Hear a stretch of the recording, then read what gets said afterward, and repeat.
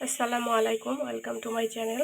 যারা আমার চ্যানেলটি ফলো করেন এবং নিত্য নতুন রেসিপি পেতে পছন্দ করেন তাদের জন্য আজকের রেসিপিটি।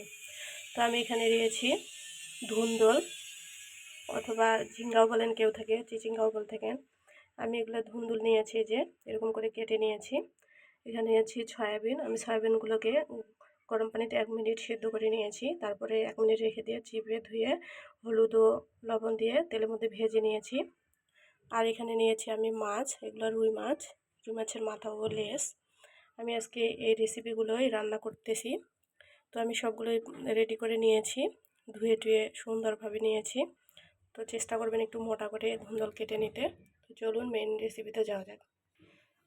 তো কড়াইতে যথেষ্ট পরিমাণ তেল দিয়েছি, এবার দিয়ে দিব পেঁয়াজ কুচি। পেঁয়াজটাকে আমি লালচে করে ভেজে নিচ্ছি।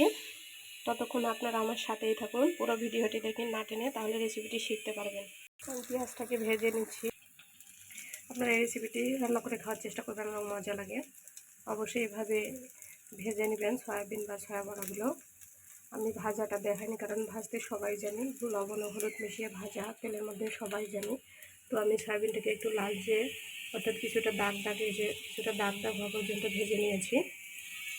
আমার পেঁয়াজটা ভেজে নেওয়া হয়ে গেছে, এরকম লালচে করে ভেজে নিয়েছি। এবার দিয়ে দিচ্ছি 1 চামচ পরিমাণ আদা রসুন বাটা। আমি দুটো একসাথে বেটে নিয়েছি। তখন এটাকে একটু ভেজে নিচ্ছি। তো আমি 1 মিনিটের মতো ভেজে নিয়েছি আদা রসুন ও পেঁয়াজ। এবার দিয়ে দিচ্ছি পানি সামান্য পরিমাণে, যেহেতু শুকনো মশলা অ্যাড করবো, যেহেতু পড়ে যাবে তাই দিয়ে দিলাম পানি সামান্য পরিমাণে। দিয়ে দিচ্ছি লবণ, হলুদ গুঁড়া,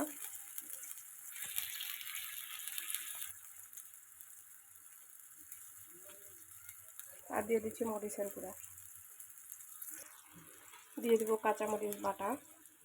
তো সব মশলাগুলো আমি খুব ভালোভাবে নেড়ে চেড়ে কষিয়ে নিই। দিয়ে দিচ্ছি ধনিয়ার গুঁড়া 1 চামচ পরিমাণে। এখন সবগুলোকে নেড়ে চেড়ে কষিয়ে নিচ্ছি। আমার মশলা কষানো হয়ে গেছে, দেখুন উপর থেকে তেল ছেড়ে দিয়েছে। এবার দিয়ে দিচ্ছি মাছগুলো দিয়েও আমি কষিয়ে নিচ্ছি কিছু সময় ধরে।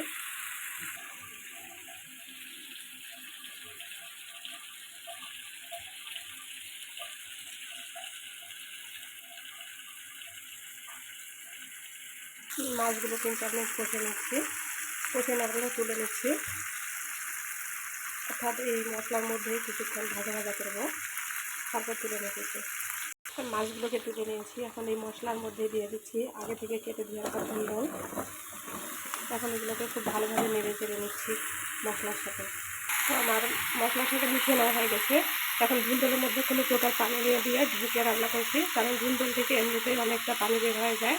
তো আমি সেই পানিতে সেদ্ধ করে কষিয়ে নিচ্ছি, ঢাকনা দিয়ে রান্না করছি। ফিরে আসছি সেদ্ধ হওয়ার পর। দেখুন আমি ধুন্দলের মধ্যে কোনো পানি দিইনি, তারপরেও কতটা পানি বের হয়েছে। আসলে ধুন্দল হচ্ছে পানি জাতীয় সবজি, তাই এর থেকে অনেক পানি বের হয়। তাই চেষ্টা করবেন পানি না দিয়ে সেদ্ধ করে কষিয়ে নিতে। তো ফিরে আসছি সেদ্ধ হওয়ার পর। আমি কিন্তু ধুন্দলের মধ্যে কোনো প্রকারে পানি দিইনি। দেখেন কত পানি ছেড়েছে, এই যে দেখেন কত পানি। তো এর মধ্যে আমি কষিয়ে নিচ্ছি নেড়ে চেড়ে।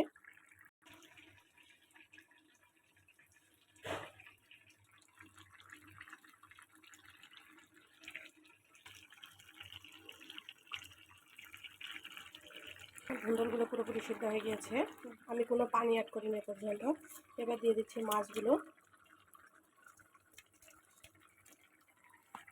দিয়ে নেড়ে চেড়ে নিচ্ছি।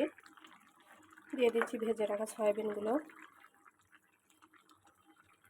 তো সয়াবিনগুলো আমি এভাবে নেড়ে চেড়ে নিচ্ছি সব কিছুর সাথে, নেড়ে চেড়ে মিশিয়ে নিয়েছি দেখুন।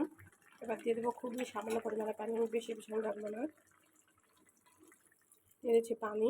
এবার ঢাকনা দিয়ে কিছুক্ষণ রান্না করে নিচ্ছি। আর রান্নাটা শেষের দিকে এবার দিয়ে দিব টালা জিরার গুঁড়া 1 চামচ পরিমাণ। এরপর যে আপনারা লবণ ঝাল চেক করে নেবেন। তো এটা দিয়ে 1 মিনিটের মতো রেখে আমি নামিয়ে নিচ্ছি।